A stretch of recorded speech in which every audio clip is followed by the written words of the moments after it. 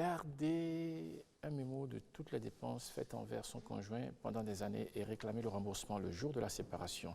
Alors, c'est l'histoire du jour avec vous, Évariste Kibozo, consultant leadership matrimonial. Bien sûr, nous sommes le samedi 6 juillet 2019. C'est l'histoire du jour qui dit exactement ceci. Je suis Monsieur X. Il y a 2 ans, j'ai fait la rencontre d'une femme alors que j'étais séparé de mon épouse.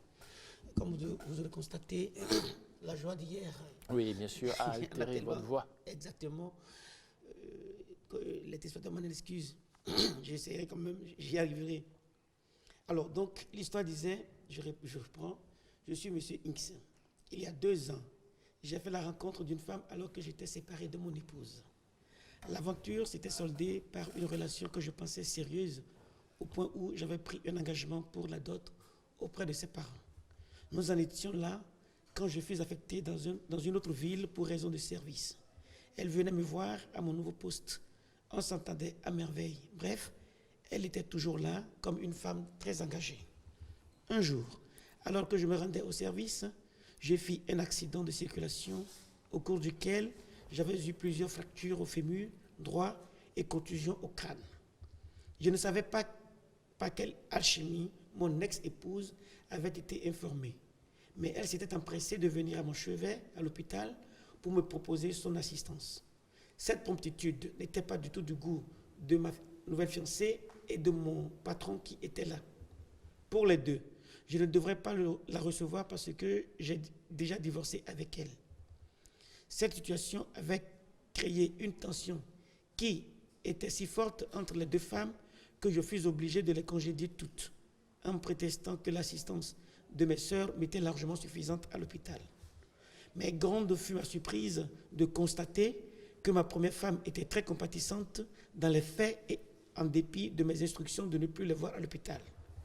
Quant à la nouvelle, sur qui je comptais un peu plus, elle s'en fichait royalement sous prétexte qu'elle ne reviendrait plus tant que je ne lui aurais pas présenté des excuses publiques en plus. Dès ma sortie de l'hôpital, les disputes ont repris de plus belle et cette fois-ci avec moi-même.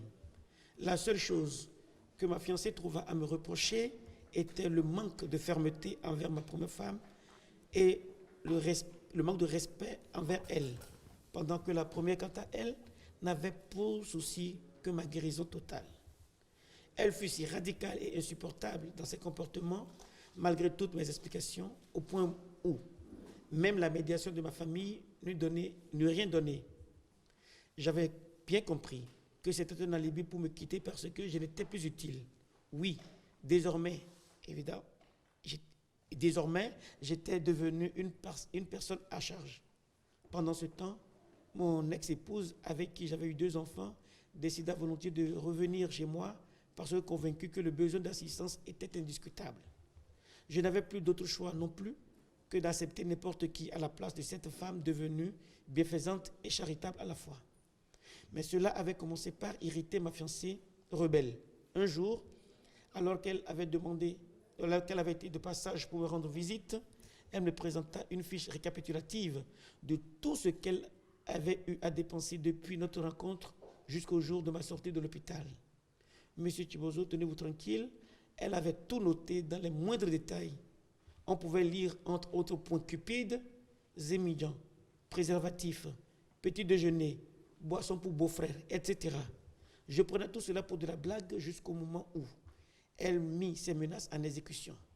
S'appuyant sur ses relations, elle me convoqua et me fit voir de toutes les couleurs. Elle exigea de moi le remboursement total de sa cupide de liste jusqu'au premier préservatif qu'elle avait sorti de son sac à main et me l'avait fait porter lors de notre premier rapport sexuel. Monsieur Kibozo, ce que vous entendez est vrai. Je n'avais jamais rencontré auparavant une femme aussi cupide et méchante comme elle. Elle n'avait rien laissé. Elle notait tout depuis le premier jour jusqu'au jour choisi pour la séparation. Dites-moi franchement, est-ce une femme normale? Avait-elle envisagé cette séparation depuis le premier jour de notre rencontre? Serait-elle en mission dans ma vie malgré toutes ces passions vécues avec moi? Aidez-moi à mieux comprendre car je deviens fou à cause de cette cupidité sans précédent. Que le Seigneur vous fortifie. Non, c'est lui qui a besoin d'être fortifié. Hein. Vraiment beaucoup plus. Mais bien sûr que nous avons beaucoup plus d'être fortifiés aussi. C'est sûr. C'est une bénédiction. C'est sûr. Ah, en tout cas, oui, bien sûr. Alors la suite maintenant, qu'est-ce qu'on fait? La suite, c'est les téléspectateurs qui nous suivent, nos fidèles téléspectateurs. C'est à eux maintenant de penser, de prendre le problème que nous venons de poser dans tous ces angles et de nous contacter pour nous donner leur point de vue, nous donner ce qu'ils pensent, que s'ils ont connu des cas similaires ou des parents, des proches d'eux qui ont connu des cas similaires et la façon dont cela a été résolu. Il leur revient maintenant de se rapprocher de nous contacter au travers nos contacts pour nous donner leur point de vue et nous orienter dans la décision à proposer à ce monsieur qui nous a contactés. Alors, comment les gens vous contactent? Nous avons deux contacts. Notre numéro de téléphone, c'est le 95 06 78 71, le 95 06 78 71, ou notre adresse électronique faitsetgestes12, tout rattaché, faitsetgestes12, @yahoo.fr, faitsetgestes12, @yahoo.fr. Au travers de ces deux contacts, les gens peuvent nous contacter et nous essayons, n'est-ce pas, de décortiquer toutes les réponses que nous recevons et tous les avis des uns des autres avant de nous réfléchir maintenant sur la proposition à faire à notre téléspectateur qui nous a écrit. Parfait. Et puis, si vous avez envie de revoir donc cette chronique Faits et Gestes, vous pourrez aller donc sur notre page Facebook Week-end Matin ORTB et vous pourrez donc avoir toutes ces infos, enfin, disons, la relecture évidemment donc de ces chroniques. Absolument. Et toutes les autres chroniques aussi et tout ce que nous diffusons donc ici sur Week-end Matin, vous pourrez donc les avoir sur Facebook Week-end Matin ORTB ainsi que sur YouTube. Vous tapez Mercure Média et vous avez donc tout cela. C'est bon, tout bien? Tout bien. Beaucoup plus parce que hier,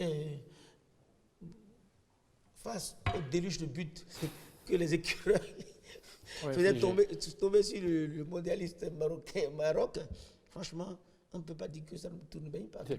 Tout bien. Et c'est bon que nous puissions voir ces scènes. C'est la toute première fois dans l'histoire.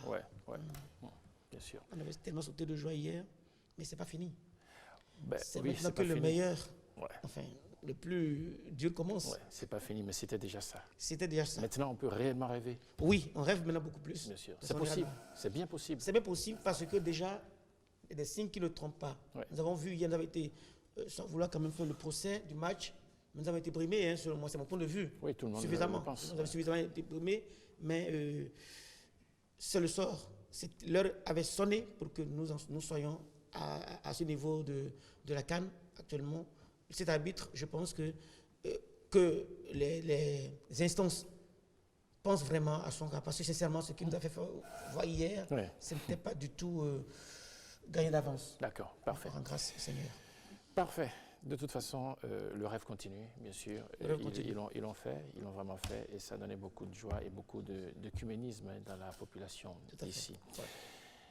Merci beaucoup, Évariste Thibauzot. Merci à vous qui nous avez regardé, tous les Africains qui regardent cette émission Week-end Matin sur le bouquet, Canal+, l'ORTB, c'est sur le 270. N'oubliez pas, vous êtes extrêmement nombreux dans toute l'Afrique à nous regarder. Merci de rester fidèles à tous nos programmes ici sur le service public. Le football, ça continue. Vivez votre vie, bien sûr. C'est pas moi qui le dis.